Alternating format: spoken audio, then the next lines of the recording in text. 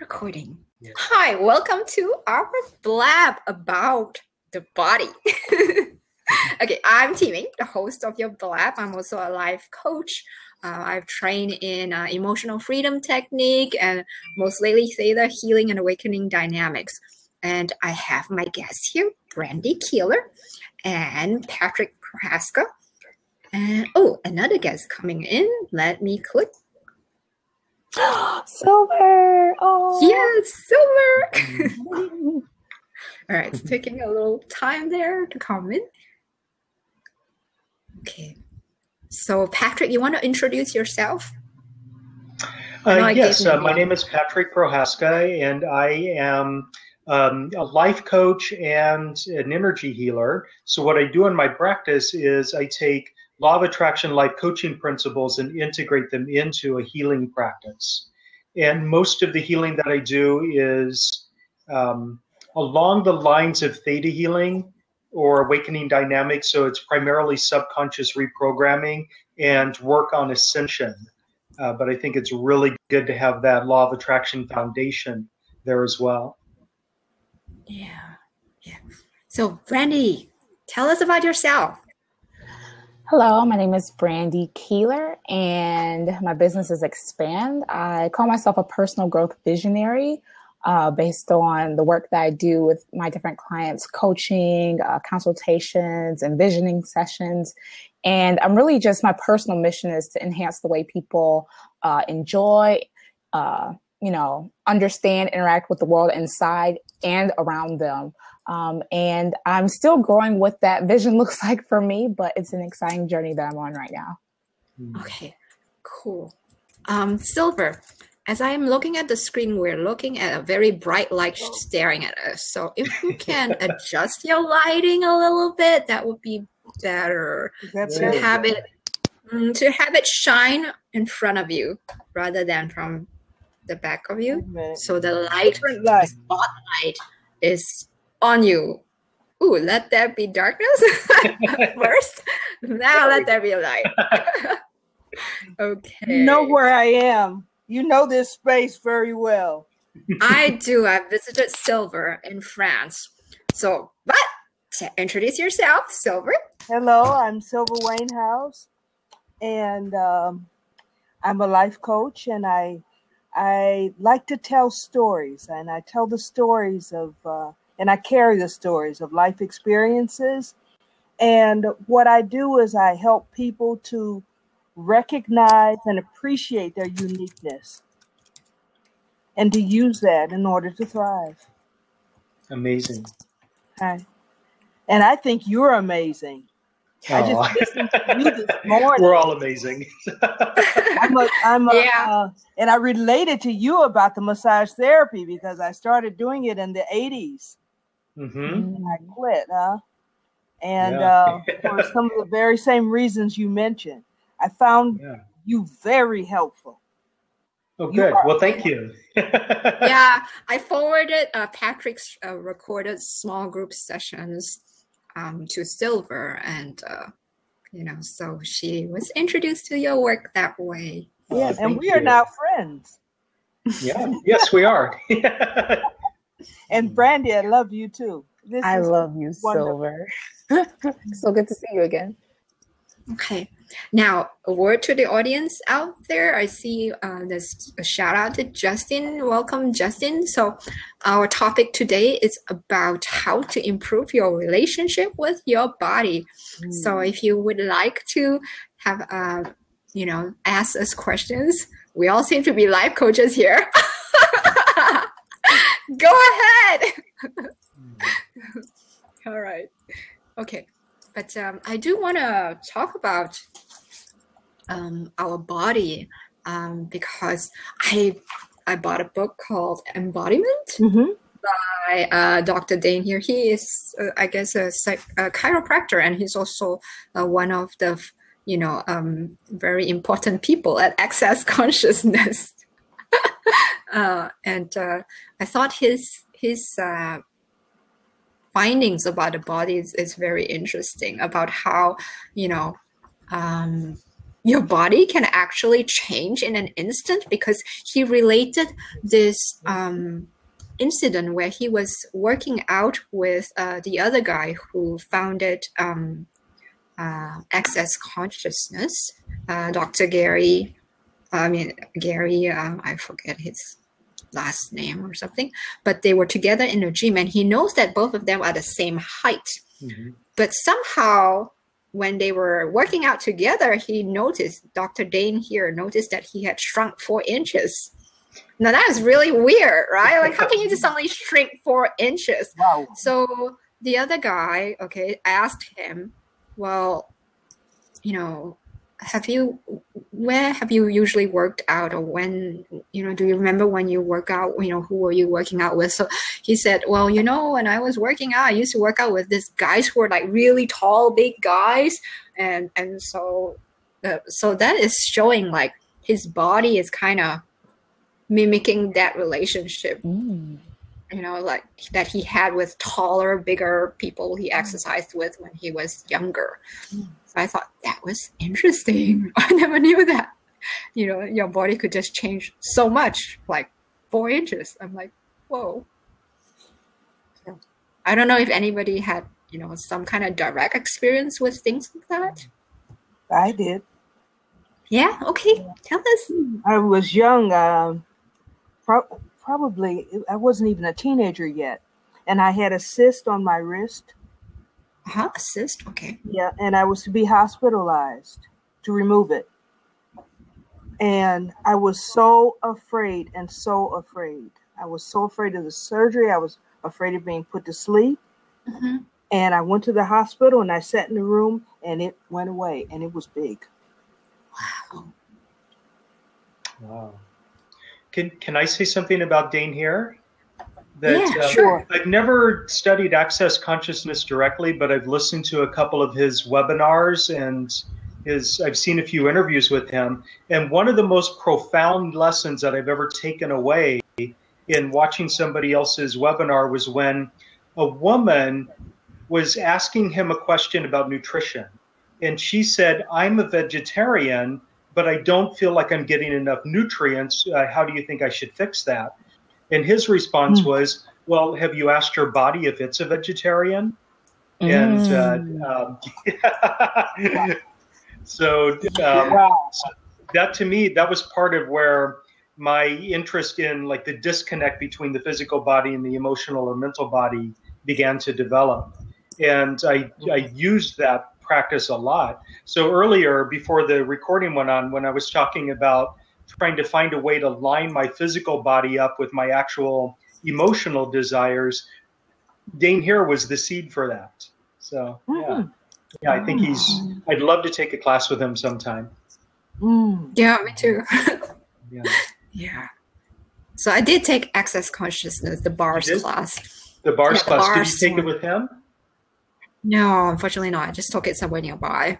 Yeah. Well, while we're on the line, I hope you don't mind, but I would like to at some point hire you to do a bar session, because I've never had one. Oh, really? That would be awesome. It's fun. I've never had a bar session. I've always wanted one. So that's Yeah, sure. Yeah. Okay, so Randy, do you have any comments? Well, I have a comment following Patrick's note and Silver's note. It's funny because currently I'm actually in the process of, my body's getting all excited, having more conversations with my body about what it needs, what am I doing that's harmful to my body, what am I doing that's helpful. And for the longest time, my initial notion was I need to go to a nutritionist and get some guidance. And one thing that I've started to do is in my fasting, I fast every now and then, maybe quarterly, as I reintroduce things back into my body, asking my body if it's okay to reintroduce some of those things. And through that process, my body has been very very succinct in what it does and does not like, and very similar to Patrick's point about, am I a vegetarian or not? I had this goal because I had this idea that vegetarianism or veganism is just the way to go. And as I started to embark on that journey, my body was like, I'm sorry, I kind of need more protein. I need meat. And at the same time, my emotions were like, but what about the animals? And my body's like, let's find a way to make this work. And so it's interesting, just the conversations that I've had with my body and starting to be more receptive to what it's saying versus what I want it to do, and being more open to what it needs me to do. Yeah. So I'd like to ask Patrick, about our bodies as vehicles for us to ascend. And we're ascending to a different dimension, but in our bodies, So how do we deal with the changes in our body? Yeah. Well, that is a really, really big conversation, and it would take a really long time to actually get into a lot of the details on that. But one of the things that happens is that our physical bodies are designed as an interface for the 3D physical world. So when you ascend, there's a notion that you have to give up the physical body. And oftentimes in our historical spiritual traditions, there's been this very anti-body negative slant towards the physical, because you need to leave it behind in order to ascend.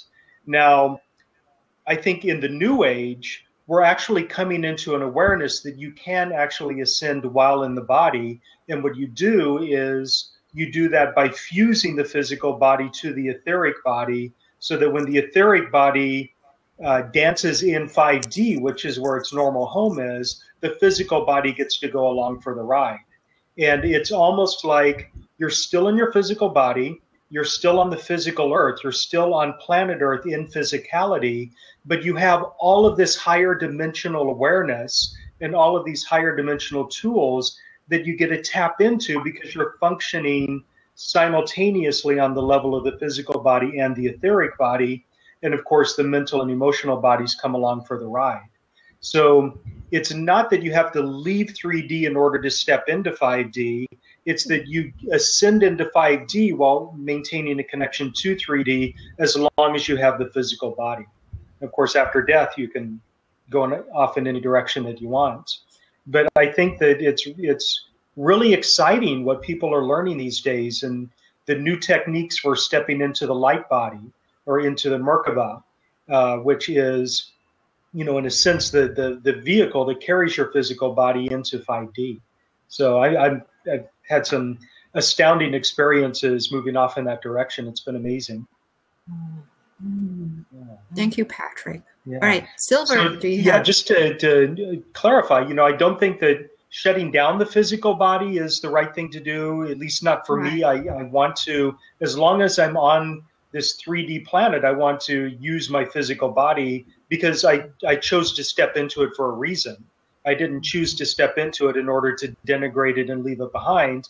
I chose to step into this physical body because I had experiences that I wanted to have in this physical body. So being ashamed of the physical body, or disgusted by the physical body, or thinking that I need to shut it down, well, you might as well just transition if that's the attitude. So, but the other thing is that when you get into 5D and you see this 5D awareness, you realize that the physical rules of 3D don't apply anymore. And you're able to do things differently, and you're able to do things with much more power. But you do typically the opposite of what you would normally do in 3D. So it's fascinating. Yeah. And so how would it be if we all treated our bodies like the temple of our soul and spirit? So just view it that way. Yeah. Well, I think a lot of times when people talk about treating their body as a temple for the soul, there is the potential there for judgment and, how should I put this without sounding off-putting? It seems like there's the potential for shame, guilt, and judgment when Yes. there's this notion that the physical body is so sacred that you should never do anything pleasurable with it. Okay. So I a see what lot you of times when mean. people talk about treating the physical body as a temple for the soul, then they've almost elevated the body to such a height that, we're here in this physical body for physical experiences, and that includes just about everything. So human sexuality, for example, tends to get kind of denigrated or turned into something shameful when people talk about treating the body as a temple for the soul, as if the soul has no desire for sensuality. It's kind of an interesting thing that happens. So I do think that the physical body needs to be respected and treated with, treated in such a way that it maintains its healthiness and that the energy channels are open and flowing and that it's vibrant and full of life. But I think that all of the shame and judgment and all of that should just be pushed aside. So I don't know if I'm explaining that well.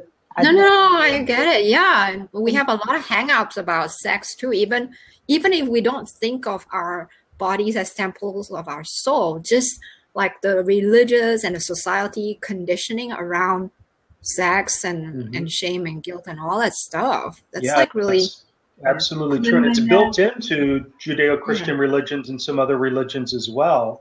It's not to denigrate Christianity because I come from a Christian background myself, but for me, the entire notion of original sin is a teaching that the body is inherently dirty and shameful. And I like Christian philosophy without that philosophical underpinning that you come into this world inherently touched by sin simply by virtue of being in a physical body. They're really beautiful, lofty, elegant aspects of Christianity that I'm madly in love with, but I like to leave all that body negative stuff out of it. Well, and that shame as well extends past sexuality, right? It extends into eating habits or things like that, body image. There's so many things that, to Patrick and T's point about the body being a temple, we create this thin line of in alignment or out of alignment when we place our body on too high of a pedestal.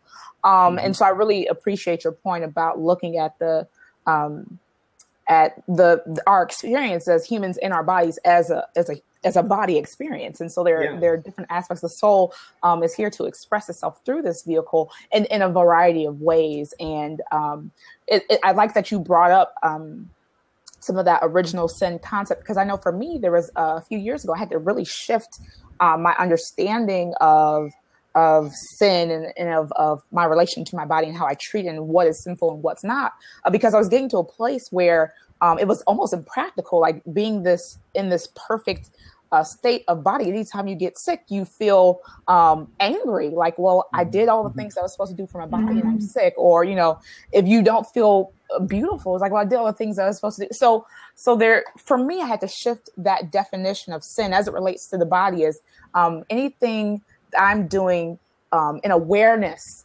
and consciousness against myself. And that's how I had to define sin in order to be okay. Because there are things that I'm doing in celebration of self that aren't necessarily healthy. I'll eat a cupcake every now and then or something gluten-free.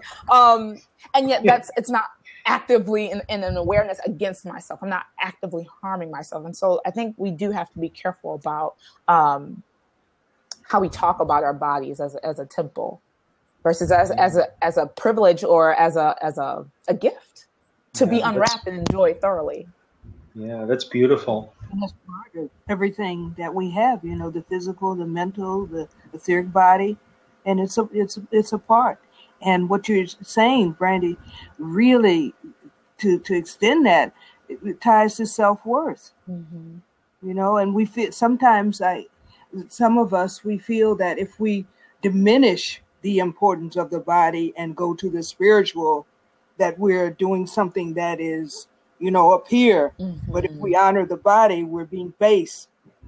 But it's the body is beautiful, and everybody's body is beautiful. Yeah. Everybody's body. Mm-hmm. I remember, a woman who was 99 years old and was going to be 100, and she had never had a massage, and she Wow. wanted a massage, and she chose me to do it, and just Wow. how honored. And everybody's got a little funny something. That's what makes us unique. You know? Mm-hmm. And your body talks to you. Mm-hmm. And you can talk to your body and learn the language of your body. Yeah. Okay, so The maybe language. What language does your body speak? Silva, you can elaborate a little bit about in what ways can we communicate with our body and have, clear answers. Well, just the various sensations that you have, Mm-hmm. noting that certain things may happen when you're in the presence of another person all the time. Excitement or tightness, or and also cycles of things. How people will say, "Oh, it's springtime." Every October I get this flu, and what is that really tied to? That's a belief system. It is. Yeah. And what you believe Mm-hmm. And what comes you true. expect, and what you invite. Mm-hmm. Every October I have the flu, so next October, let me put on my agenda, I'm going to have the flu. Yes, not a great idea to do that. No. But just noting just being conscious of your body and knowing that a certain sensation maybe in advance will lead to something else a little later. A certain lower back, maybe, oh, my back hurt. And the day after that, I had a bad stomach. And with the back being support and just, just listening and loving. Mm-hmm. Tell your body you love it. Yeah. I love you. Your heart, how many times did you beat today? Mm-hmm. Mm-hmm. Yeah. So I want to also talk a little bit about pain. Mm-hmm. Right, because I think Silva, you brought out like feeling pain and stuff like that. So I want to say that pain is actually a message from your body saying something is not right. So it's not something you want to feel anger about. Like, oh, this hurts again. Oh, it's just a way for the body to show you, like, take notice of me, pay attention. And so when you do, actually, this is very cool. I would usually I would have my client notice where the pain is, and then we just have them close their eyes, and I bring my client usually to where the site of the pain is, and then have like a dialogue, really. It says, imagine if your body would talk to you about, or the pain itself. Sometimes we can, just imagine the pain as if something that has substance, perhaps like a shape, a color, or even something with eyes or a mini character of some sort. And you just have this dialogue like, well, why are you here? What are you trying to show me? And your imagination, it starts with imagination first. And you imagine if your body could talk to you, or if this pain could talk to you, what would it say? What's the most important thing it would say? Like, notice me, like, oh, maybe it's telling you gotta go stop carrying those heavy boxes, So just kind of close your eyes and just imagine yourself having this conversation with your body or with the pain. It says, what are you trying to tell me? I'm listening. So to go in it with a sense of curiosity and openness, open like a child, be curious and use your imagination. And don't worry that it's just imagination. It is whatever you imagine and stuff like that. It's all tied to your subconscious. It's all tied to your body. So, if you try it, you'll be surprised. And we start the dialogue, but we don't continue it. Yes. Because sitting in the doctor's office, okay, describe the pain. Is it dull? Is it sharp? Is it shooting? And just continue that. But the doctor never asks, what is the pain saying? Yeah. Very few. Yes. Well, I think too.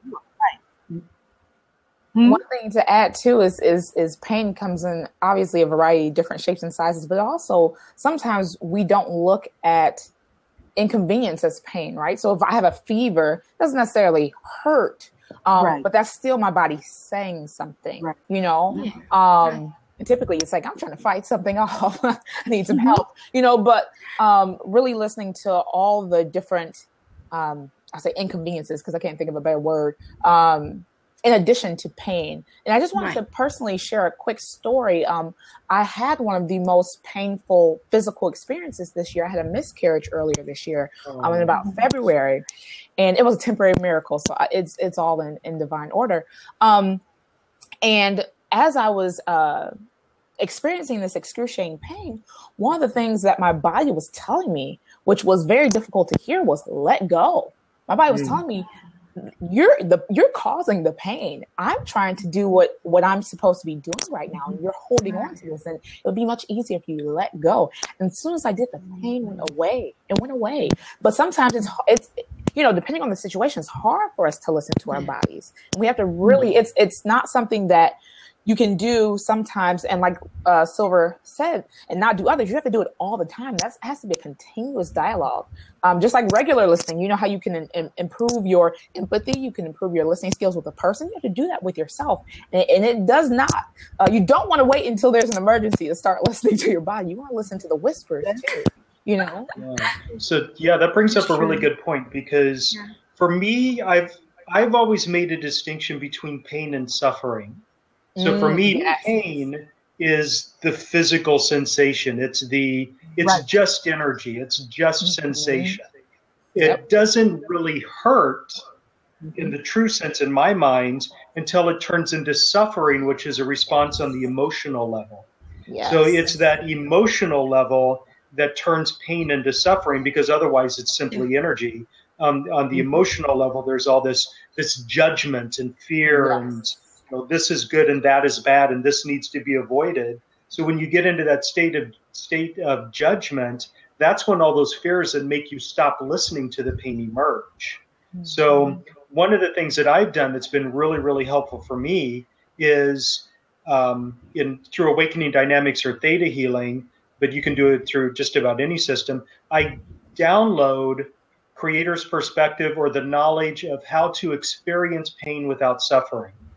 So I can know what the difference is between pain and suffering, and then I know how to experience pain without suffering is something that I think is a really, really good download to have. And that way, when the pain happens, you don't have the immediate suffering response, and you can actually step into the pain as opposed to running away from it. And when you step into the pain, then there's all sorts of information in there that is amazing that you can learn from. And those pains, for me, they're often releasing density. So as we go through the ascension process, in my mind, a lot of these physical sensations arise in the body to be released. And for me, there's valuable information in them. So I might get a stabbing pain in my shoulder or something like that. And instead of immediately going into the suffering response and trying to shy away from it, I kind of step into it, realize that it's some sort of past life experience or something that's coming up for release. And then as soon as I release it, I've let go of that density and I'm lighter. And and I've learned something in the process. Yeah, and sometimes you don't have to really go deeply into the source of the pain. Just kind of feel it and just release it. Yeah. That way you feel freer.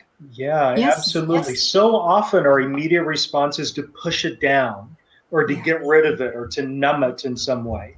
But if you push it down, it's just going to come back again later. But if you just let it rise up, if it's coming up to be released, if you just let it pass through you and you thank it and honor it and respect it and let it go, then it's beautiful. You've let go of it forever. I think one of the biggest ways our body tries to release things too is through crying. And that's something that in society is typically like, oh no, don't cry, it'll be, and that's your body's one of its biggest tools for release is let it go, and like you said, Patrick, the more you hold it down, it's going to come back up and sometimes with a vengeance. So I just want to throw that out there because that's one of the body's biggest releases. Oh yeah, well, I was crying a lot, just like the day before, just stuff, core issues coming up because I attended a session where I did some body movements so that the instructor can see what are my core beliefs and stuff like that. And he was telling me all this stuff, and then later I'm like, whoa, I'm seeing all this stuff happening, and like I'm seeing a pattern in my relationships and stuff like that, and I just like, whoa, just like a big breakdown moment, and was crying and but after that I just felt so much better. But of course I reached out for help and asked for friends, and Patrick was there too. Like, thank you for sending me energy. Thank you. And Silver too. Yeah. So T, I think I'm going to stay and listen in for the rest of this, but I think I'm going to give up my space on the screen because I see there are other people that might want to join in on the conversation. So great. If nobody else pops up on the screen after I click mine out, then I'll join back in again. But I think I'm sensing that somebody else wants to join in. So Patrick, great to see you. Thank you, Patrick. Sure. So you just do that yourself. Okay, that's an open seat. Somebody, if you want to come in, just click on that open seat and we'll let you in. Okay, let's see. Do we have anybody? Carol or Mark? Hi, Mark. Hi, Carol. Hi, Doug. Any questions? Okay, so if you're new to Blab and you have it on your computer, on the right-hand side of this main panel here, you can see that there are, you can type chat comments, you can ask questions and stuff like that. And on the left-hand side of the panel, there is this tell a little bird button that you can click so you can tell people about this Blab, which is being recorded. Oh, wow. This is a really cool platform. I just love how it's working. Absolutely. Yeah. I didn't know what to expect, and I didn't know I would be visible. Oh, well, it's live video broadcasting. I didn't tell you that. Right. I'm alive. I'm alive. Okay. All right. So, I do want to go back to when we talked about food and Brandy said something about like she had this little sense of like it's bad to have a cupcake. I don't know. I just felt that, and I thought, well, if I were to have a chocolate or something, and I think that's something indulgent, I would really go for it. I'm like, I appreciate this wonderful cupcake or this chocolate, and I'll, enjoy every bite of it because I believe it's the energy in which you bring to this act of eating that really nourishes your body. Absolutely. Yes. That brings to mind. It brings to mind my aunt. My aunt was, 80s. Yeah. And she was saying, I'm eating anything I want. This is one of my last pleasures. The doctor was saying, well, Edwina, your cholesterol. She said, get a grip. She told the doctor, I'm eating whatever I want. Well, and to add to what you're saying, T, it's so true. I actually did an experiment where I bought, I'm gluten-free. So I bought a case of 4 gluten-free cupcakes, and I ate 2 in a certain mindset, and I ate the other 2 in a different mindset. So the first 2 were, I'm just going to give in and eat these cupcakes. And I felt those cupcakes, that energy when I ate those. And the last 2, I was like, okay, I'm tired of beating myself up. I'm tired of feeling sick. But I really want these cupcakes. So I'm just going to say thank you with every bite, eat them very slowly. And they were, 1, they tasted better than the first 2. And 2, I didn't have any adverse side effects or anything weird afterwards. It's just, I enjoyed my cupcakes. I went on the next day and I even made note of them in my journal. The next day I was like, whoa, nothing really happened after I ate them. I just enjoyed them. And it was actually very pleasurable. And so I think that is a very big point. The energy you bring into that process of anything you put into your body. One thing I actually, an additional thing I started doing is changing the way I lotion up in the morning. So I lotion up with coconut oil. And before it was just this, let me put some stuff on my body so I can go. And now as I'm, moisturizing my body, I actually thank each part of my body. So thank you, arm, thank you, neck, thank you, shoulder. It just changes the way my skin feels, the way I feel in my body. It just, the energy you put into and on your body has a big effect. Yeah. Thank you very much. Welcome, Felicia. You're on. Hello. Hi. Where are you from? I'm from Vancouver, BC. Oh, okay. Our neighbor up north. Yeah, up north. Yeah. Where are you, Brandy?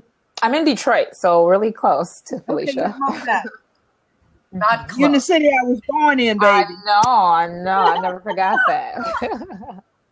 Okay, so I'm Timing, the host of this blab. So please call me Timing.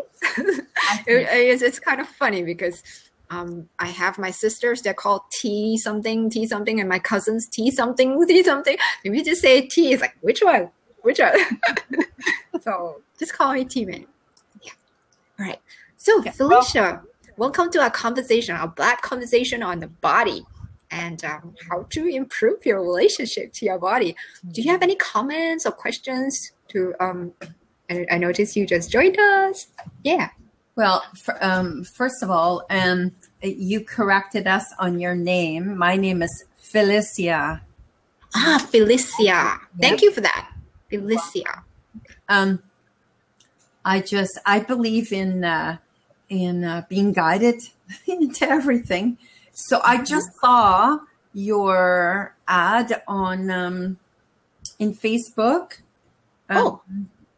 On maybe it was Indigo Adults. Not really, but probably somewhere on Facebook. Yes, and so I just clicked on it. Because I am an initiator of Innocence Wisdom, and the body. For me, is the conduit for the whole experience, right? We're the vehicle, from the cosmos that landed on the earth. So whatever happens to us is the vacation on this planet, right? And how we plan it and what we put on it and what the activities we decide to do and all that kind of stuff, right?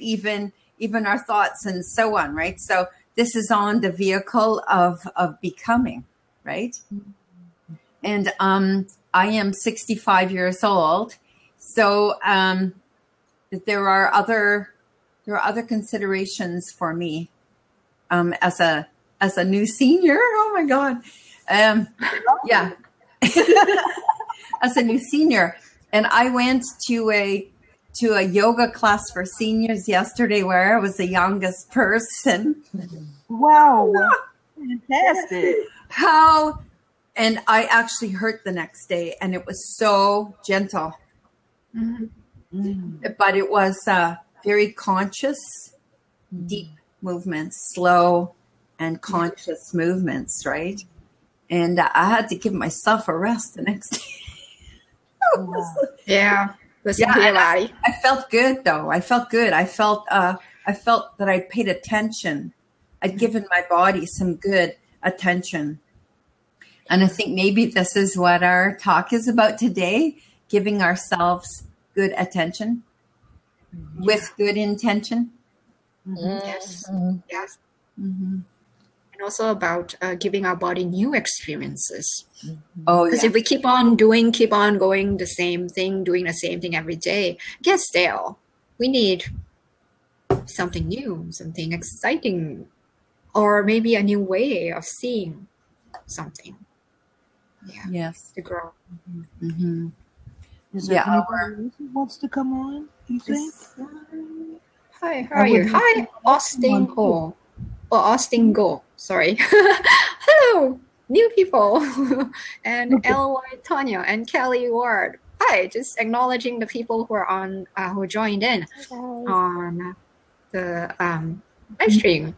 Yeah. Well, maybe someone else would like to take a seat, huh?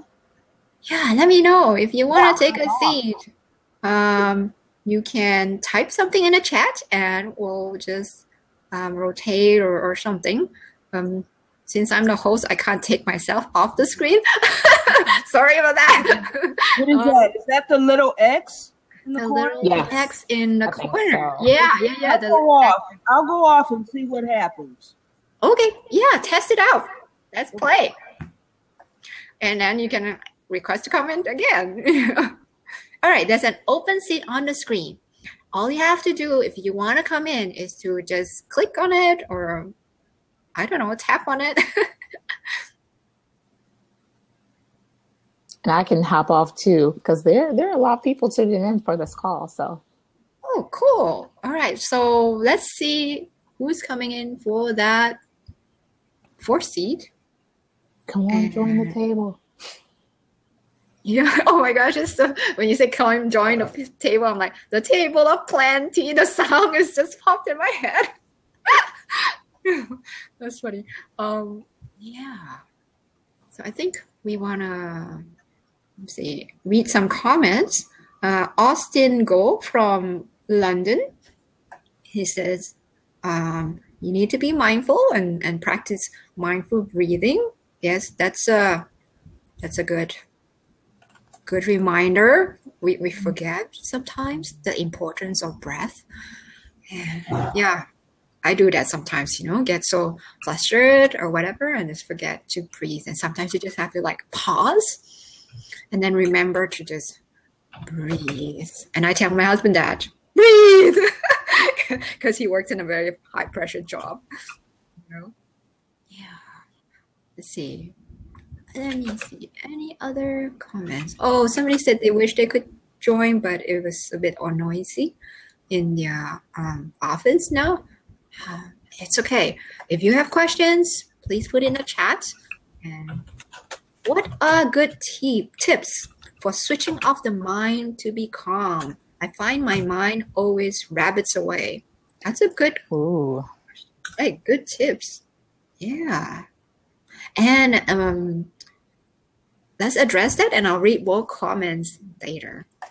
Okay. Any of our people on the screen? Yes. So answering questions is just as important to have a good answer as it is to ask the right question. So that question was one that I asked myself for a long time before I was able to really hone in on my meditation practice. Like, how do I cut this thing off? It's moving a million miles a minute. Right. And what I realized is that for me, it wasn't about switching the mind off, but really accepting that the mind is something that's going to continue to move. And I think that awareness really elevated my meditation practice. So a metaphor that I saw in a video, I think the video was a Muji video, but the metaphor I saw that really helped me with this was, and if you think about your mind as a sky, and you think about your thoughts as the cloud in the sky, trying to clear the sky of all the clouds is tiring, is exhausting, and it's really not calming. Versus, allowing the clouds to drift and waft. You may even look at one and say, "Oh, that's shaped like my ex-boyfriend," and let it drift on. That's funny.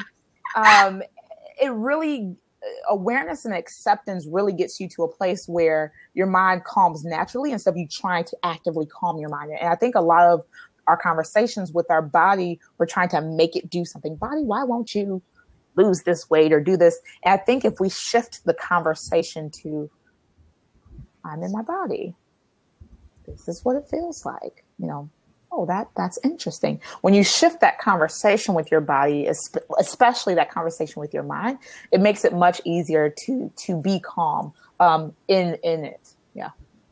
Yeah. Okay. So I have what I call monkey mind. And I've always wanted to learn meditation. So I thought, well, I can't really be sitting still and just do nothing. I will just like give up. But so I actually did something called dynamic meditation, where my mind is put to good use, imagining different scenes that bring me peace of mind. And I think the longer you try dynamic meditation, the more easily your mind is slips into this naturally calm state. Like it's less anxious, that the mind itself gets less anxious that it's going to be cut off. Do you know what I mean? So that anxiety from your mind will kind of slow down. Another way to kind of calm my mind is I also do tapping. So I tap on different acupressure points, and what it does is just release the energy, and then I get to calm my mind. Or this new thing, coloring. Okay, it's not new anymore, right? Coloring, we did that when we were little. We're coloring in coloring books or whatever. Okay, try that again. Okay, you're an adult, but you are allowed. You are given permission to try coloring again. What I do is I photocopy a book of mandala things, blank ones, and I just color them along with my daughter. And it's a fun activity. It's a bonding activity, and something you do for yourself too, and just with coloring, it's like you get into this zone and your mind is just not talking to you. All right. Oh, Silva wants to come in. Let me acknowledge our chat comments. Okay, so let me see. Innocence, wisdom. That's you down there. Honor the energies of the foods that were plants and how they serve your body, mind, and spirit. Yes, very true. Like, say, kind of when you say grace before you eat, you are honoring that cycle. And welcome, Pedro. And Madam Ward says, I like the sky analogy. Thank you. Austin says, you will connect your body and mind this way. And that refers to, I think, the sky analogy. All your monkey mind will slow down, Austin says. And Island Science says, another meditation process for the busy mind is to simply use a mantra. That's true. Yes. Mantras are really helpful. And focusing on your breath from Austin, that is the key to success. Mm-hmm. And the mantra, to continue on the mantra thing by Island Science, when you use a mantra, it gives you one thing to focus on, and one thing to redirect it to. So just go back to it. Keep going back to that. And it says, question. Oh, let's see. Austin says, have a balanced diet. And, welcome, Jay Brothers. And Madam Watt has a question. Do you believe once a calm mind is achieved, a calm body would follow suit? And bad physical feelings like pain in the body, for example, would lessen or cease. Anyone would like to take that question? Repeat that.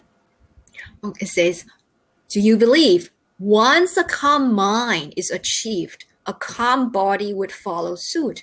And what we label as bad physical feeling, like pain in the body, would lessen or cease. So who would like to go first? All right, go ahead. Lisa. The idea that our mind is our brain is not exactly true. Because our mind is our mental, physical, emotional, and spiritual bodies all together. It is also not a 3D aspect of ourself. It's our multidimensional self. Mm-hmm. So when you say, I don't know how it's possible to go out of your mind, but because you're always in it. But the idea of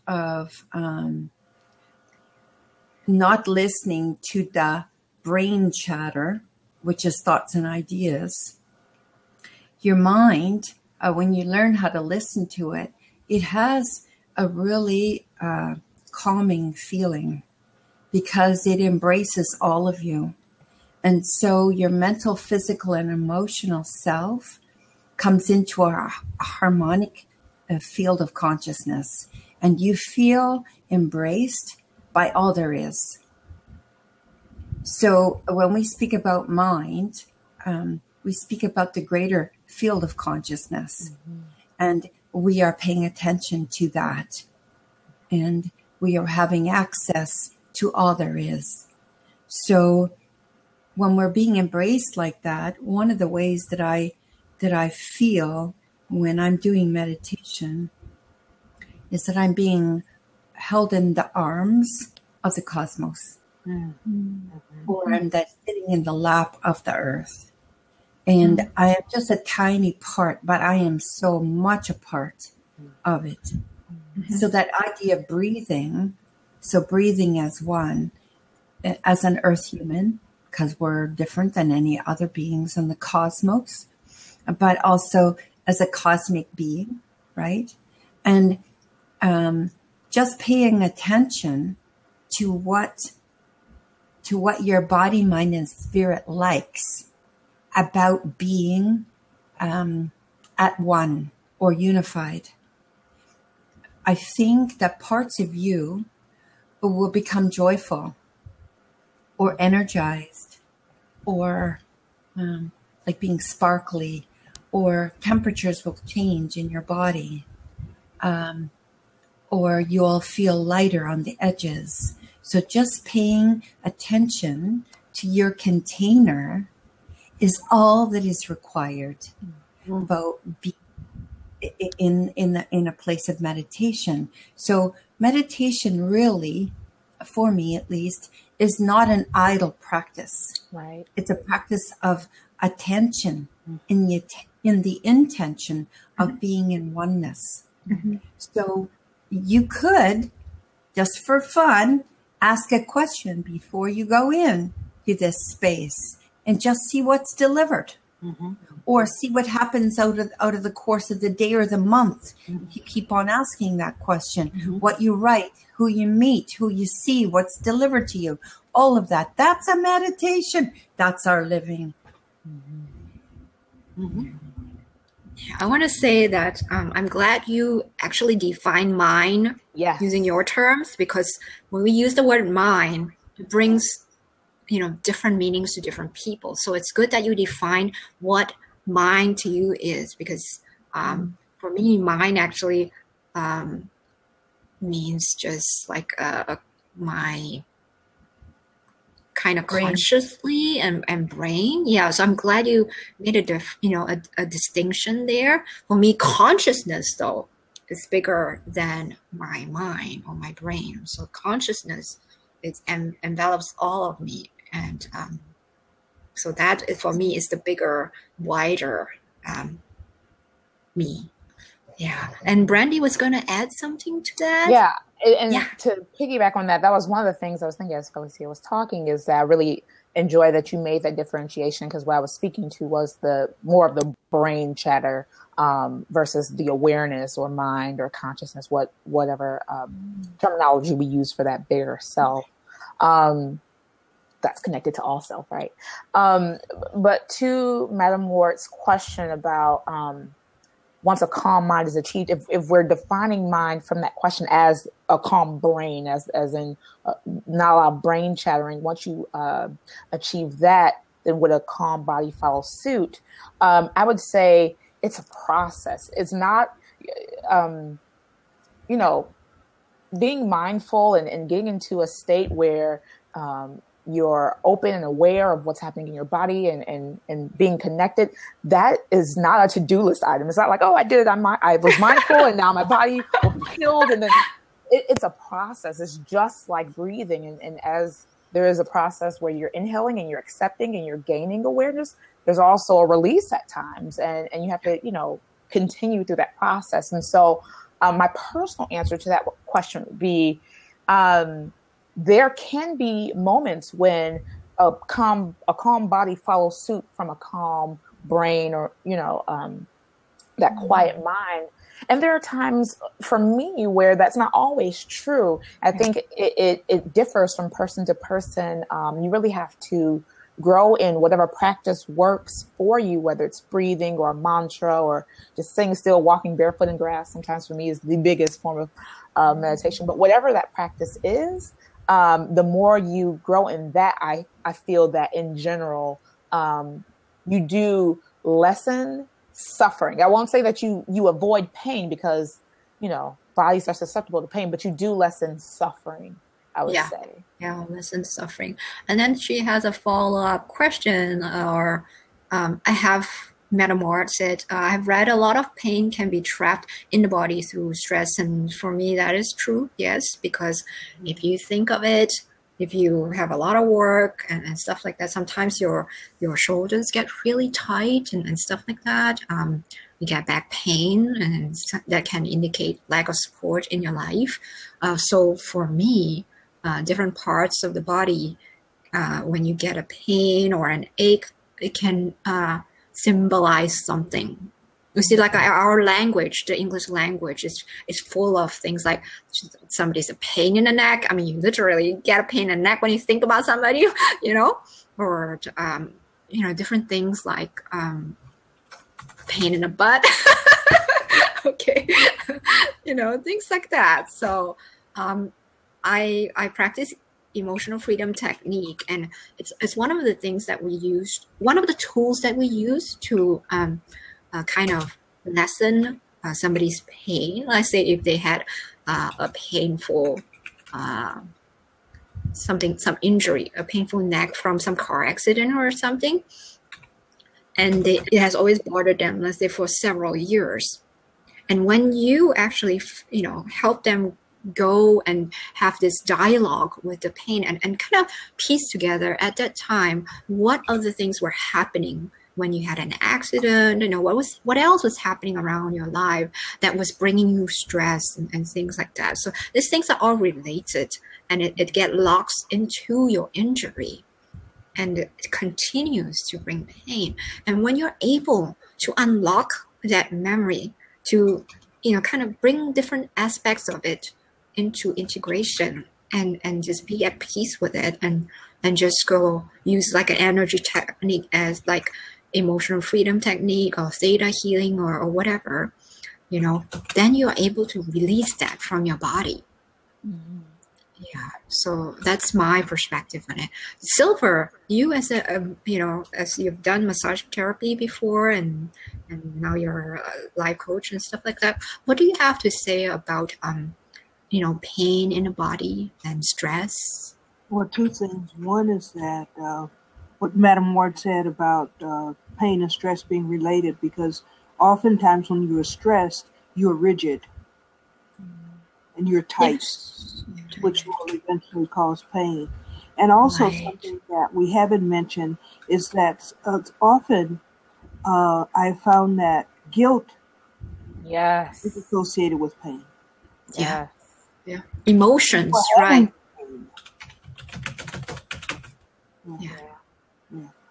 One thing I wanted to add as a thing a practical thing that I do to help with alleviate pain is it seems counterintuitive, especially if you watch The Secret, because what you think about persists. Mm-hmm. But what I do is sit in gratitude to my pain, and it's very interesting. It's something that I've started doing recently, and because I find that stress, I feel like pain is our body telling us something, is typically in reaction to something, but stress is a choice. I feel like stress is us choosing to be against something, whether it's something that's happening in our body, something that's happening in our life. Stress is in a point of opposition.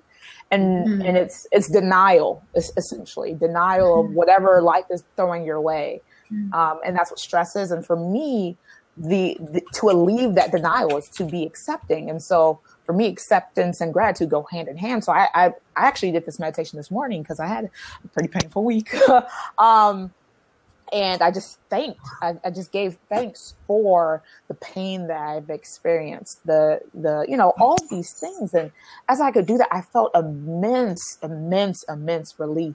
Not only from the mental and emotional stress, but from the actual physical elements as well. It's like, I don't even, and obviously there's a process to figuring out where the pain is coming from. But it can be also painful to not know where things are coming from and to try and journey through that. So even being thankful for the process, saying, I don't know where this is coming from right now. I know it is coming from somewhere, and I am thankful for that source because it's taking me somewhere else, taking me somewhere different. And I'm becoming grateful for your pain allows it to say, okay, you've acknowledged me. Let's see. To tone it down. Yeah. Okay. You're listening. Now let's keep on this journey. So that's been something that's been very helpful. And sometimes pain is a part of healing, particularly after surgery. You could lessen the pain. Mm-hmm. Good. It can be done. Yes. Yeah. So let me see. We have a seat open. Let me see. Austin Go says physical pain is due to lack of circulation. Practice mindful movement that will help you relieve your pain. Yeah, I find that sometimes even when we do exercise, we kind of push our body to do certain postures or certain movements without really engaging our consciousness. Even like when I'm moving my hand, slowly like that, when I pay attention to it, it has a different feel to it. It feels alive, whereas like I just do this and I have no connection to it as my part of me. So being really mindful of every action, every single little movement, just raises your consciousness and just improves your relationship with your body. I was listening to a telesummit on the Hakomi method. And what it is a therapy method, but the essentials of it is to pay attention to how the body is, let's say, reacting to certain things. Like when you are in a interaction with somebody, notice what your body is doing. Like how does it feel? Like what was it going to do? And then you kind of stopped. And then you kind of do that movement in slow motion and feel the feelings that come as you do that motion and kind of tap into it and feel. Maybe it's kind of bringing you back to memories of childhood or something where you had that similar interaction, and that was that reaction that you had as a child. And now that reaction is actually just programmed in you. And even as an adult, you are actually having the reaction of a child. And the way to know that is just kind of slow things down. Notice your movements. Notice how, people are reacting to you or things like that. Okay, so this is a personal example. My husband was talking to me and he was standing up, and I was sitting down. And as he was talking, it just felt like, I wanted to like, stop talking to me or whatever, because I don't know, it made me feel like I was being talked down to, like I was a child and I was like being scolded or something, and he didn't know that, but it was an unconscious kind of reaction that I suddenly like had a realization that was how it felt like. And so I thought, oh, I have some issues there to clear. Yeah. So actually we have to end in about a minute. So, and I just want to read the some of the comments, and then we'll just have closing remarks from everybody. I'm gonna let Felicia come in. Is it Felicia? I don't remember exactly. Felicia? Kind of that. Yeah. I think she stepped away for a moment. Felicia? Yeah. Yeah. So it says here to unfold and access the mysteries of the truth and power within, and to bring them fully appreciated into the moment. And Madam Moore said, I relate to the going against something yourself or yourself. It says, yeah, the truth hurts in some sense. Austin says the key to a painless body is to practice mindful stretching to improve your circulation. And then you will find some relief and to not push your body so much, I guess. Yeah, I can't see the rest of the stream there. Okay, so just a minute to wrap up things. Silva, you want to start first, and then we'll just go like in a clockwise direction. Just one quick comment, and that is sometimes we start to feel pain after we have been numbed. Wow, after you've been numbed, yeah. You know, we've been numbed and we're coming alive, and we're realizing, and we're giving notice to. But that's after things have been suppressed. Yeah, exactly. Yeah. Okay, so next. Felicia? Yes. Yes. You mentioned, Silver, that sometimes pain can arise and you can feel when you're numb. My study has been about the openness and the unlimited aspects that are hidden and beneath pain in human beings. And so working with the body, because the body can't lie, you can discover, if you empower that innocence within yourself, you can go into a trauma larger than the trauma that you experienced. You can go in brighter, larger, more equipped, skilled, with more capacities than your memory holds. And that's available as a legacy from your body. Yeah. Thank you. And Brandy. Well, before closing remarks, thank you for having this blab. This was very awesome. It was great to hear some of the comments, and you guys are all very insightful, so thank you. I guess closing remarks for just the general conversation, how to improve your relationship with your body, is converse with your body, whether it's through dance or meditation or just breathing, awareness, whatever that method is. Start having those conversations, and similar to any relationship with any person outside of yourself, you have to sustain it. So, don't just talk to your body when something's wrong. Continue that conversation. Thank your body daily, ask your body questions. I really love that thought, and just keep the conversation going, because bodies are complex. And I feel that we could learn a lot if we tune in and listen more often. Yeah. Thank you so much, Brandy. Yeah. And thank you. I would like to thank our audience, who have been with very kind comments and questions, and the ones who were here earlier. I'd like to thank Patrick, who was here earlier as a guest, and thank Silver and Felicia and Brandy and all of you for making my first flip so awesome. Yeah. Thank you. All right.